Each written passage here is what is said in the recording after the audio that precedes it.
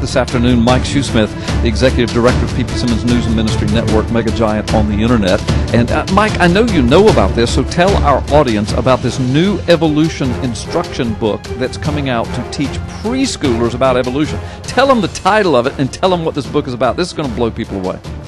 Yeah, well, after apparently failing to get a publisher to support the project, the author of Grandmother Fish has taken to Kickstarter to secure funding for a book geared to preschoolers, which seeks to indoctrinate them into believing that they evolved from fish. Right. You know, ppsimmons has received a lot of criticism over the years for exposing the fact that evolution theory does in fact teach that humans were once fish. Right.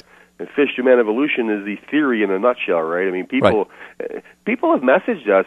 We get a lot of hate mail, obviously, and people have messaged us saying, "Well, listen, you keep saying that evolutionists teach that humans came from fish, and no evolutionist anywhere teaches that human came from fish." You know, yada yada yada. Right. And if you want to be taken seriously, Carl and Mike, you really need to get your facts straight. Well, our facts are straight. So yet. Right.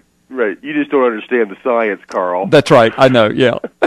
It's amazing. But this new book, now listen, this new book, written by a staunch evolutionist and endorsed by such proponents as Daniel Dennett and David Sloan Wilson, teaches exactly that. Yes. In a short video wherein parents are recorded reading the book to their young children, we see the reactions from the kids when they're told that they came from fish. Right. The description of the video reads, you can see kids having Grandmother Fish read to them for the first time. Their reactions are priceless. In this 50-second video, see the little girl's cute reaction to learning for the first time that we are descended from fish. Yeah, that's child abuse. That's child abuse.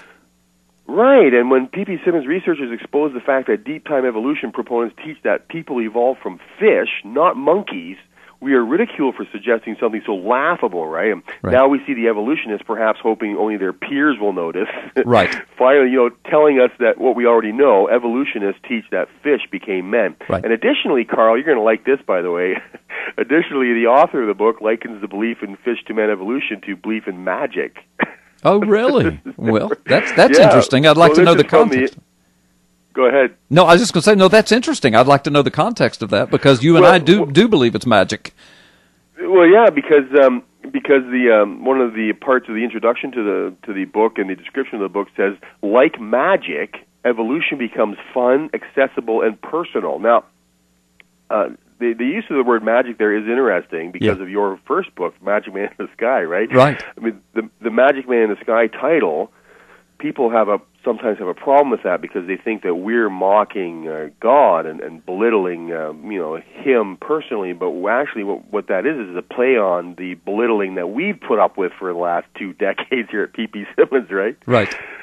But the word magic there is interesting, but it's probably not the spooky supernatural variety to which he is referring, right? But rather the sleight of hand, illusion-based brand of magic. That's right. With tricks. Yeah, and it tricks the audience into believing something happened or is happening, but in reality it never did happen. Right. And it isn't happening, right? Right. That is that kind of magic they're referring to, the kind that kids like, pulling the coin from behind the back of the ear. Right. That is sleight of hand, illusion-based magic that he's referring to, and he's saying that the evolution theory is like that. Right, and it is. Like we finally found theory. Right, we finally found an honest evolutionist, Mike. Thank you. That's exactly what I'm. Oh, I'm sorry. I didn't know you were going to go there. Well, I wasn't, but I'm taking an awful long time to say that what you just said, that finally we found an honest evolution.